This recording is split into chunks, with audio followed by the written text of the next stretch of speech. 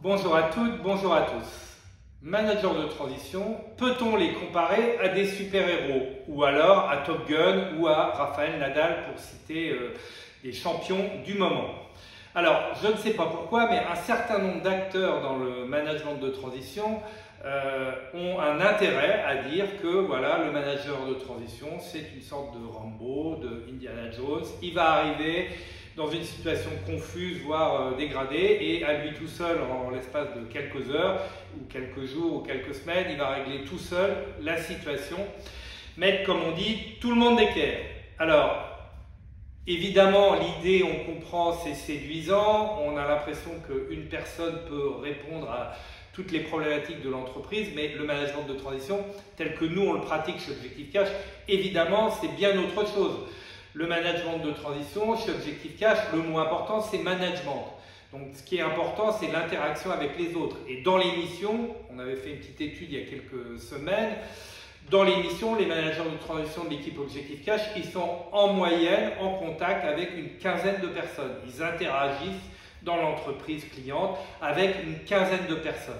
Et évidemment, c'est l'intérêt de notre métier, c'est de trouver à chaque fois les leviers dans l'équipe interne, dans les personnes qui sont affectées au projet ou dans les sponsors autour de la mission, et donc de pouvoir être capable de faire du leverage sur l'ensemble des personnes qui sont avec nous, qui contribuent avec nous à la réussite de la mission.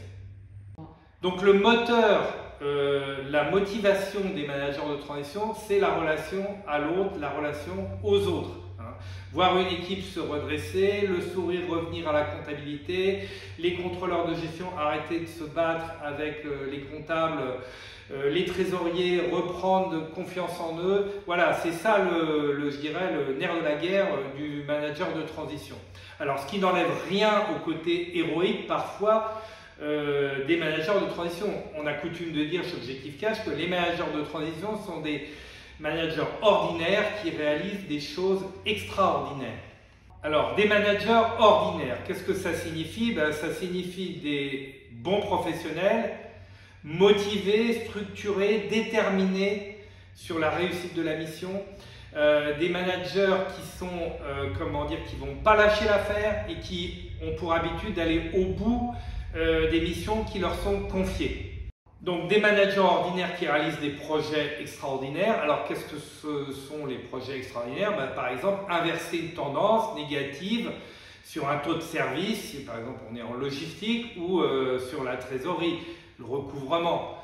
Ça peut être également accélérer la réussite d'un projet. Le projet était planté et puis voilà, on s'est organisé, on l'a remis sur les rails et ça y est, ça fonctionne. Troisième possibilité, ça peut être redonner confiance à une équipe qui avait notoirement perdu confiance en elle, perdu confiance dans l'entreprise ou dans le management et qui maintenant repart gaillarde et qui a perdu ses hésitations, sa fébrilité. Voilà de quoi on parle, des managers ordinaires qui réalisent des choses extraordinaires. Et les super-héros et les super-champions dans tout ça. Alors déjà, rappelez que Top Gun, c'est du cinéma. Essayez pas dans votre cuisine ou dans votre salon ou dans votre escalier de faire la même chose que Tom Cruise. Ça peut très mal se passer. Par contre, nous les managers de transition, on partage avec les super champions un certain nombre de vécus. Et je voulais citer pour terminer cette chronique Novak Djokovic qui dit « La pression est un privilège ». Oui, nous les managers de transition, en mission, on est sous pression d'obtenir des résultats, d'inverser des tendances, d'apporter un éclairage.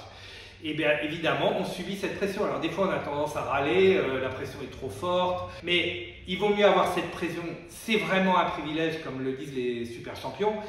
C'est un privilège que de subir cette pression en mission plutôt que d'être chez soi à attendre que le téléphone sonne pour qu'on vienne vous appeler pour un job.